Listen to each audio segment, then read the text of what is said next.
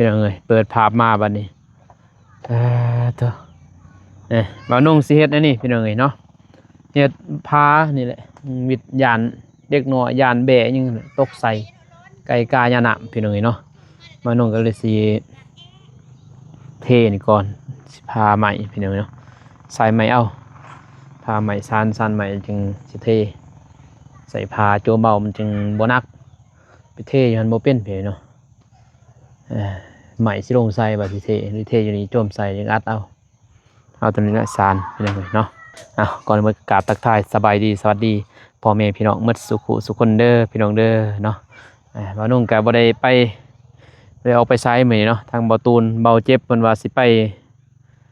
ปเลี้ยงบ่มีทางผู้ใหญ่เพิ่นเนาะแต่ว่าบ่เห็นนี่เงียบ เพิ่นเข้ามามื้อนึงแหละบ่าวนุ่งก็เลยว่าว่านนี้บ่ได้อัปเดตพี่น้องเนาะว่านนี้มัดมืออยู่นี่แหละบ่าวนุ่งก็มาเบิ่งน้องเพิ่นเฮ็ดว่าก็มาเมนมาโตมาตุนโตกับเมนนำเหือพี่น้องเอ้ยปบจนเอาไปมื้อนึงนี่แหละเบิ่งความผ่ากระค้างเลยแล่นนำไม่เท่าไปนำไม่เท่าพี่น้องเนาะหายกันกับผัวย่านผูกคอตายเบิ่งยามมอดูก็เป็นเรื่องมันเป็นตาแตกก็ว่าอย่าได้หมู่ไห้หมู่ห้องทุกคน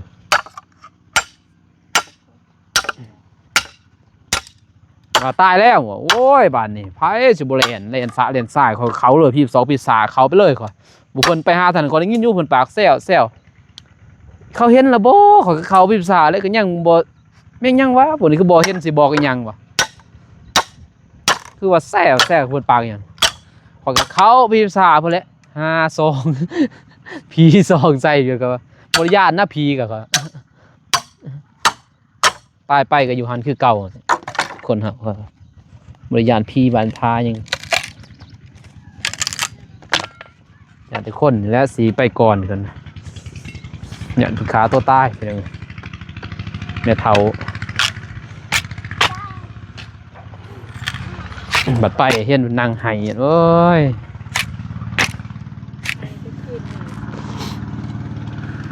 ขอว่าเมื่อเขาลูกเต่านี่แหละสิ่งสำคัญก็คือลูกคือเต่าเนี่ยกลัว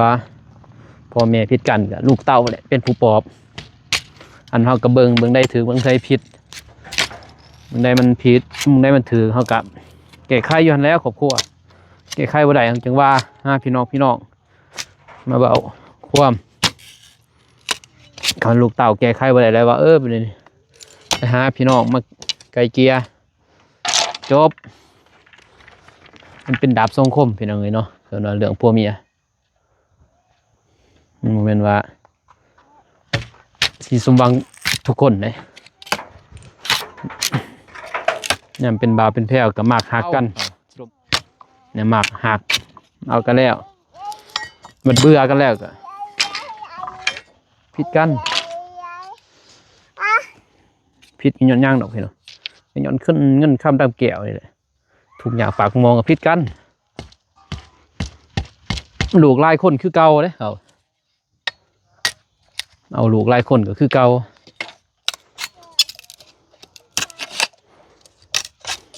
แม่ผู้เดียวเลี้ยงบ่ได้ก็มีคนเขาโดยเฉพาะบ่าวน้องเองนี่แหละพี่น้องเลี้ยงพ่อแม่ยังบ่ได้ย้อนลูกก็ยังถูกเนี่ยบ่มียังหนูก็ยังเฮ็ดจากสร้างอยากหาหมูหังหมูมีก็อดกินอดนอนนี่พี่น้องไม่ยังวะเว้ยฮะบ่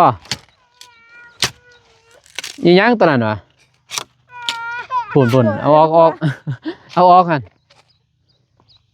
ออกมาทางนี้ไว้ออกมาทางนี้ไว้นี่ลานสาวพี่น้องเลย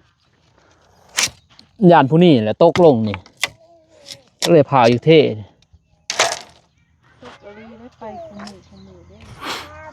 ตอนใดโทนเมียพือตอนนั้นยานอยู่เนี่ย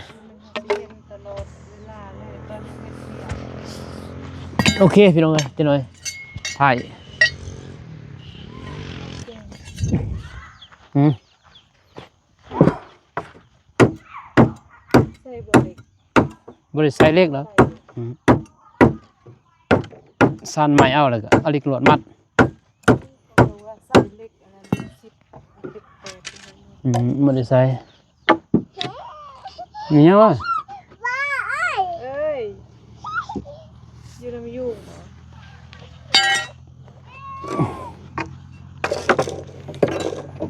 บ ริษัทยังเหล็กพอเปลืองเหล็ก ใส่บ่ยิงใส่ที่ไหน ก็ใส่แล้วเห็น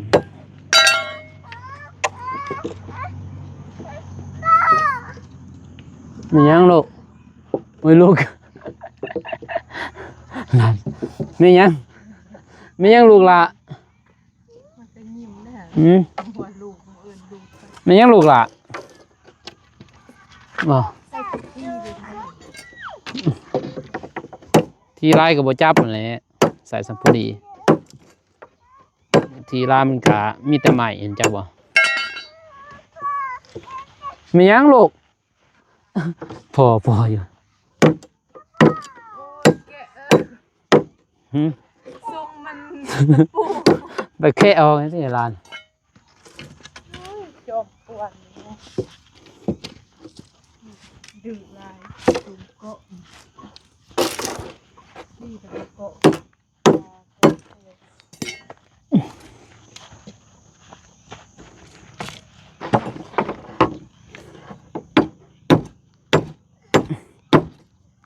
ไปทางนี้เด้อตกเด้อมานี่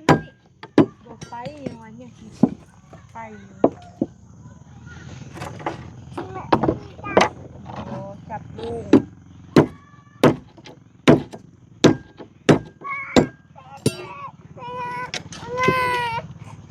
มียังวะบ่ ใส่โทรศัพท์คุณไปเอาจองคุณไปคุณเอาจองไป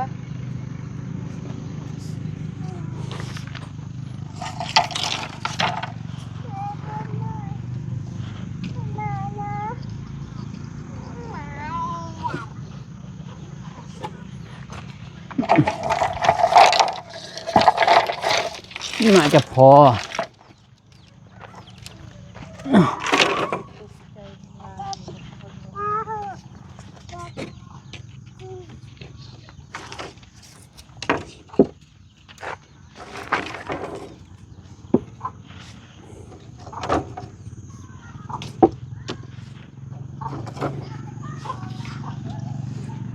บ่ตูนชวนไปใส่ ไปบ่าวเจ็บสิเลี้ยงบ่ เจ็บสิเหลียว อืม มือได้มื้อนี้ มื้อนี้แล้วแต่บ่เห็นเงียบ เอาขึ้นมาไปมื้อหนึงไปเลี้ยงเลย บ่เป็นตะเนี่ยมันบ่ครบเด้คน โอ้ให้มันครบ ผู้ใหญ่เพิ่นน่าเลี้ยงมันบ่ครบคนนี่พี่น้องเอ้ย ชวนเคย น้องผา อุ้ยร้าน ไปรถกดติมันสิยากหยังปองแปลงเฮ็ดง่ายๆนึง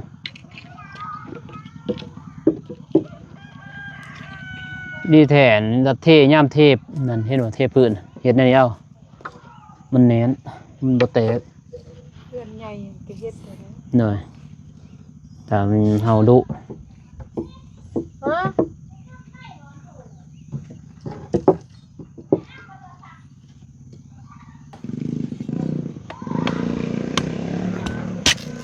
ร้านสิไปเลี้ยงอยู่หานบ่หรืออยู่เรือน ยังบ่แล้วก็เลี้ยงอีก นี่นะอยู่นี่เสือนี่อยู่บ้านทงวายนี่บ่ บ้านของวาย เป็นว่าอย่างนั้น เรือนชายคนนี่นะ จักเลยกินอยู่ป่านะบ่มีเหือนเนาะเดี๋ยวธรรมศาสตร์นะเพิ่นนี่เขาว่าธรรมศาสตร์กินอยู่เหือนนี้นี่นะ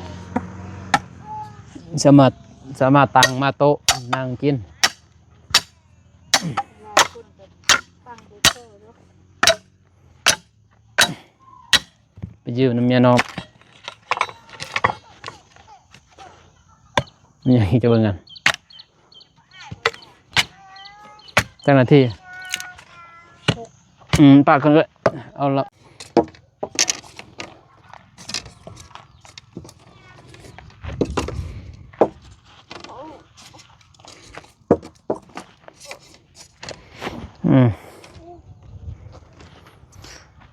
เหลือตัวนี้บ่ถึงสลับเอา2 อันก็เหลือเลยอันนี้เรียนเอาพี่น้องเอ้ยเรียนจึงสิเอาจังได๋เอาลวดมัด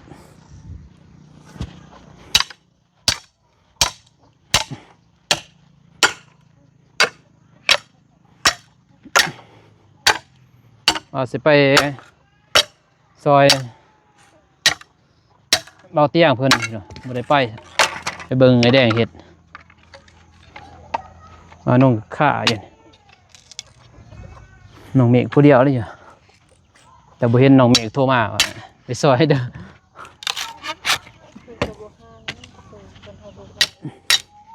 บ่คันมีเวียกนะคันมีเวียกเพิ่นก็โทรนะบ่ได้ยาแต่ว่าเวียกก็บ่หลายนะ อยากจะสร้างให้มันเกิดเอง มีแต่สร้างนะมีแต่เฮาไปอัปเดตซื้อน่ะก็จับซอยนะแต่เบาเตียงเพิ่นก็บ่ให้ซอยดอกเพิ่นจ้างเด้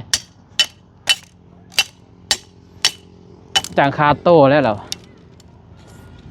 ก็บ่อยากให้เฮ็ดนะ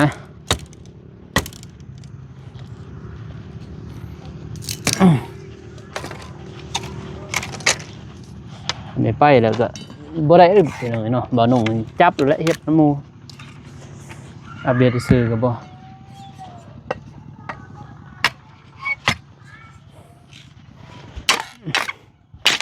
คักได้ดินเบาเตียงพี่น้องพืชผักนานาสะดวกสบายหอยหองของบึงมีกบมีเขียดมีปลาอุดมสมบูรณ์ได้มีสาป่ายแต่เราทมเราให้เขาทมมันเลยสาป่า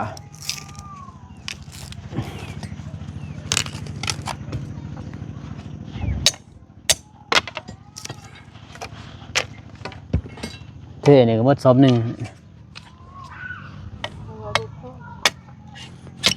ซองผลวะนาบ่นาจมได้บ่ได้อยู่เนาะบ่ใหญ่เนาะ4 คนได้อยู่เบามิกกับเมื่อเวียงพี่น้องเอ้ยเบามิกสแนลทำงานอยู่เวียงแต่ว่าเขาจ้างแต่เดือนหนึ่ง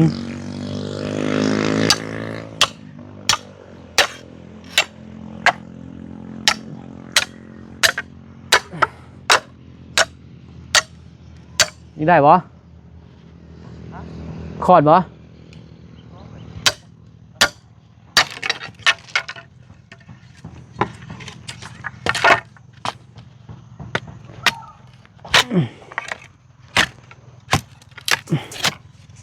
เนี่ยแมทขอบริษัทบริษัทแมทนะเอารถเม็ดละเม็ดใส่ใหม่เม็ด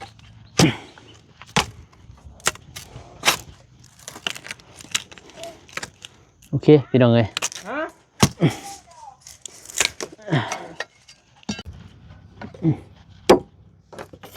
3 ตันพี่น้องเอ้ย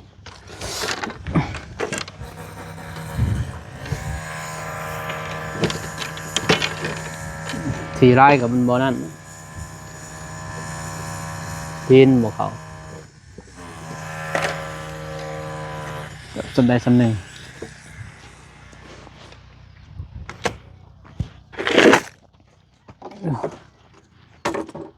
แทะก็ผู้ดีอยู่มันมาใส่ผู้ดีตอนแทะก็ผู้ดี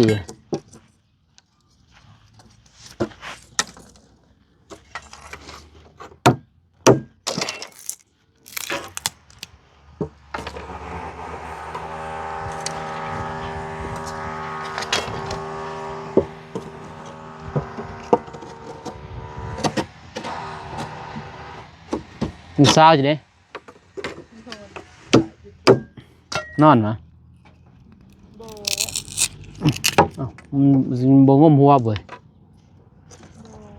ดิจะ งมหัวลูกสาวเด้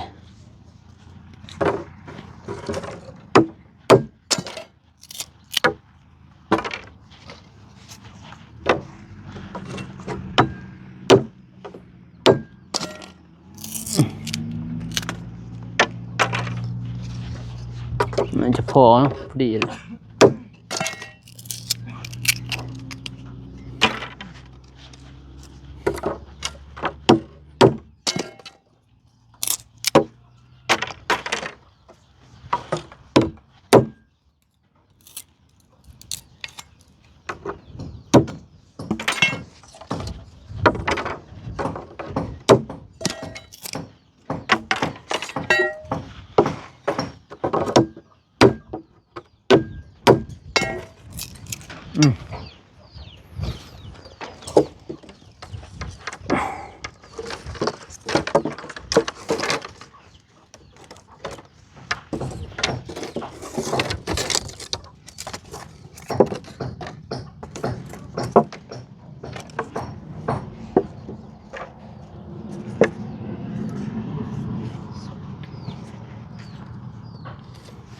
สองอันเว้ย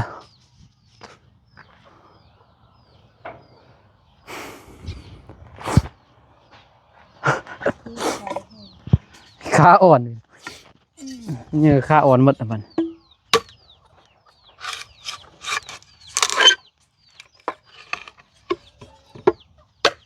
หิวเขาบ่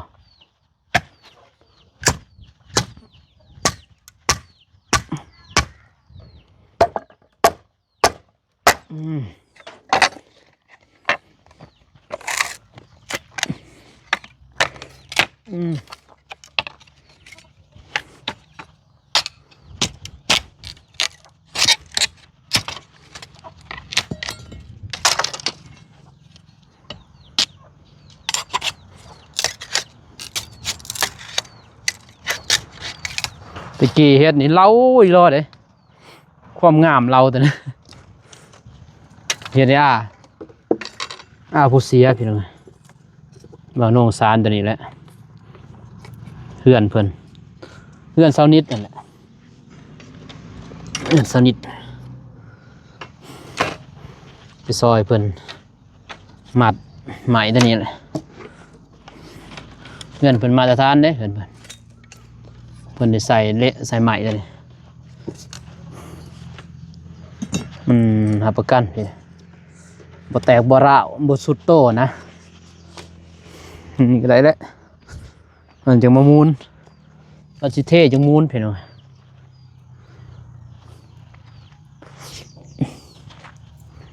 เปิงลวดแหน่นี่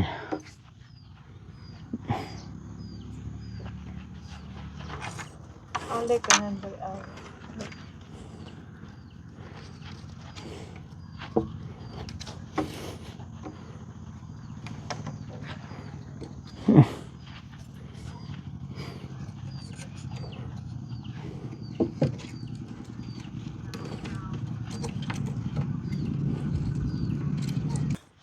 ถ่ายแล้วบ่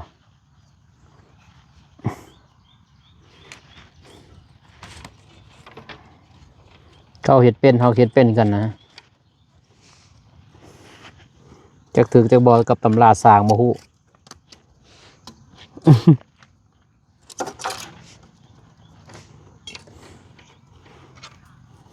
เพื่อความหน้าแน่นพี่น้องเอาเล็กย่อมแล้วบ่มีเงิน ใส่เล็กใส่งบหลายได้พี่น้องแต่ความหนาแน่นก็แน่นคือกันแน่นอีก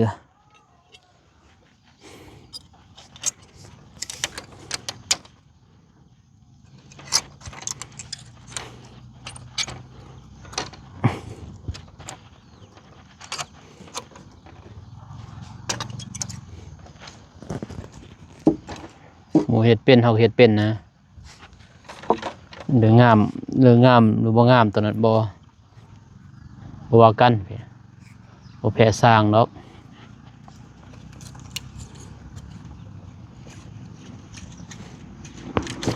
แต่ในใจนี่เฮ็ดเองน่ะถ้าเป็นครับมาตรฐานดีในใจมันรายละเอียดเดี๋ยวเขาเก็บรายละเอียดได้ดีเขาเฮ็ดเพิ่นเองถ้ามีเวลาบ่ต้องเฮ็ดเองเฮ็ดเองก็เป็นแต่บ่งามเนาะ งามคือสร้างเขาเนี่ยย่อมนี่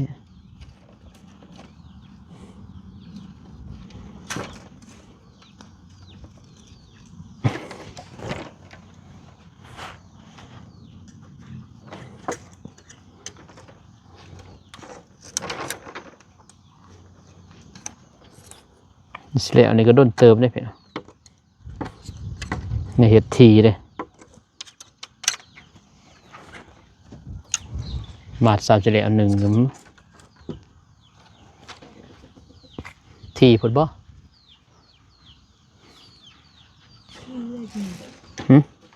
ดีเลยดีธรรมชาติ มือหนึ่งเทเนาะ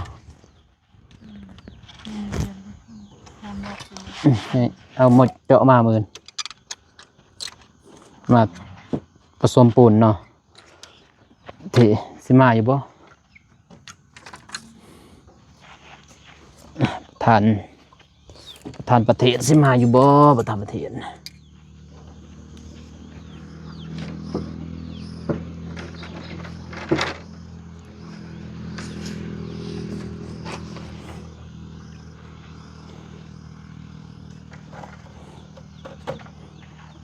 14สิว่าคือบ่ออกนอกก้อนบ่นุ่มเป็นง่ายอยู่นี่แล้วง่ายไปเลยเสมอเลย ออกนอกยามบ่เสมอซุบเข้าบ่ถึกเนาะสานอยู่นี่ง่ายกันแม่นบ่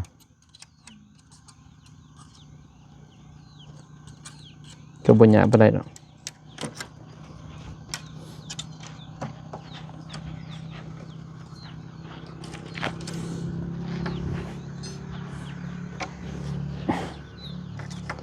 ทักบ่าวไปก็เนาะบ่าวบ่แน่นอีกเนาะแน่นบ่บ่าวนะเอาลงคลิปนี้ไปนี่ FC เพิ่นสิคอมเมนต์ให้เด้อบอกเด้อพี่น้อง แบบบ่าวนี่ได้บ่พี่น้องแบบบ่าบนนี้นึงบ่าบนนี้นึงอ่ะนะ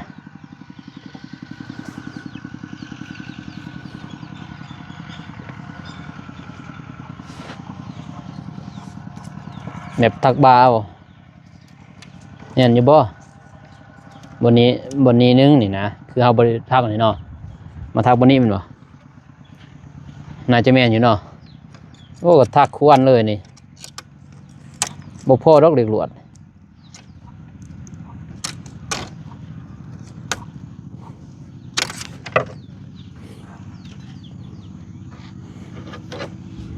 แต่ว่าอยู่แคมป์นี่ต้องทักกันนะเจ้าแคมป์ทักควรเลย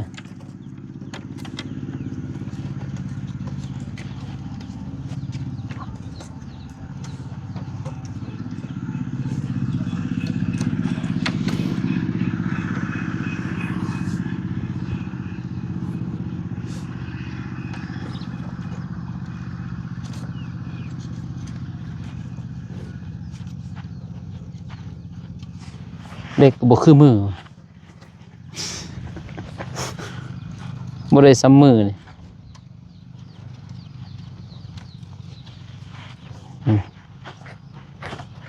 ตัวมือนี่ไวกว่า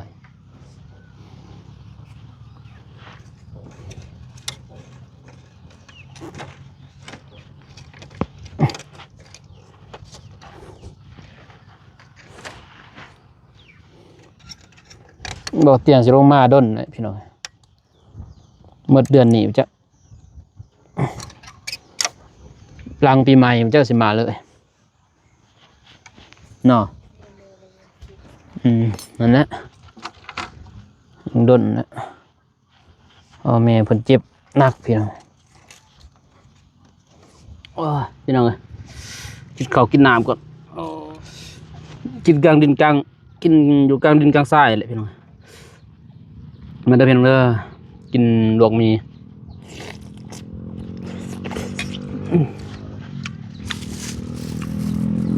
พักเลย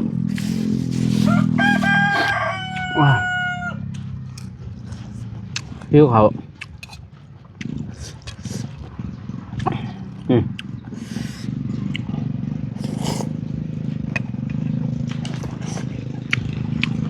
ไก่กับพ่อไก่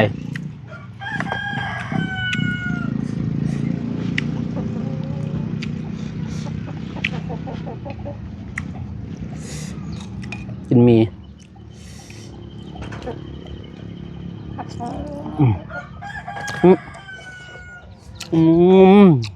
มีหัวประจักษ์ไปหน่อย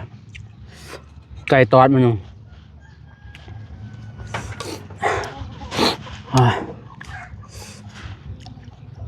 กินอยู่ใส่กับข้อโถข้อไผ่เพียเนาะนั่งบนสุภาก่อน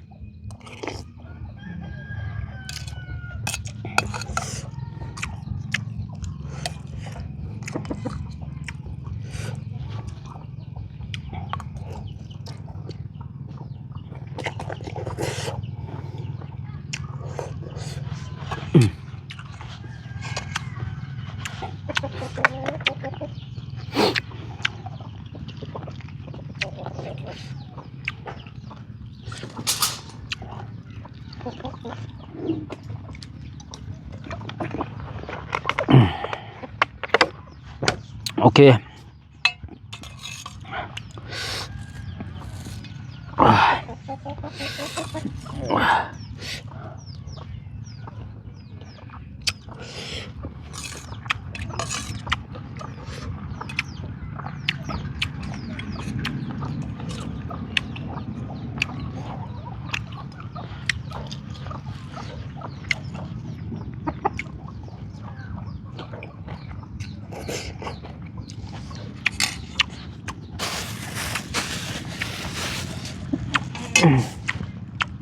เมืองไก่พ่อไก่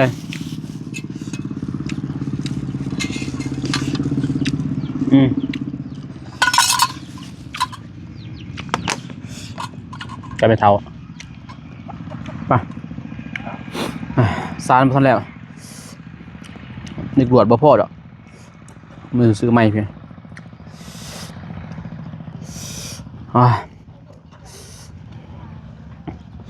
น้องเพิ่น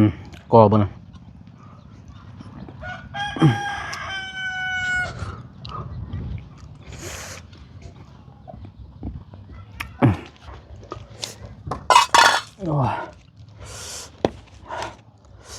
ก่อห้องใน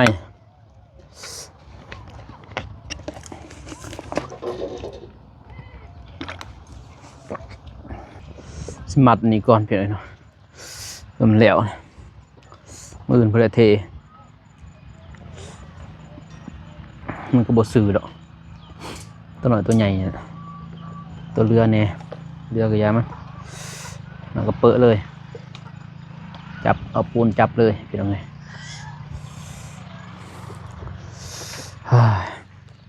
โอเคเป็นยังไงเนาะมัดเล็กจังเลยก็กลับเป็นยังไงมันมัดเลยนี่อย่าง2-3 วันเมียเพิ่งก็มัดเบิ่งนะเลยเนี่ยอยู่บน มัดพรีมัดนี่ก็กลับเห็นมืออื่นจึงมัดไม่ซื้อไม่มือซื้อจากซองมัดเนาะซองมัดก็น่าจะพออยู่เทตัวนี้แล้วก็นี่แหละสิย่างมันจับเลยเทแล้วก็บ่ได้ย่างดอกสิกอตัวนี้มือก่อผ้าเศร้าเลยแหละการแล้วก่อบางนั้นมานี่เลยเป็นยังไงเนาะมือให้ย่างนี่ให้พอเพิ่นมาก่อนถึงว่าบ่ย่างก็บ่มีหยังดอกมันบ่ได้มีหยังนะมีแต่ดึงซื่อแล้วก็ผู้หนึงก็ดึง